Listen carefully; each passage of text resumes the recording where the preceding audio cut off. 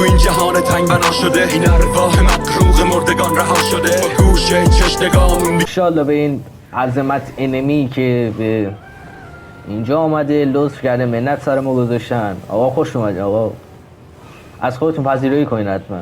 با شمشیر میفتم به جون دم این اول کلی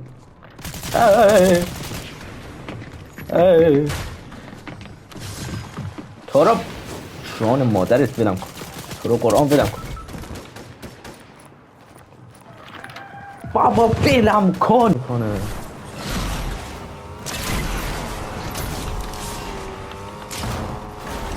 بابا تو رو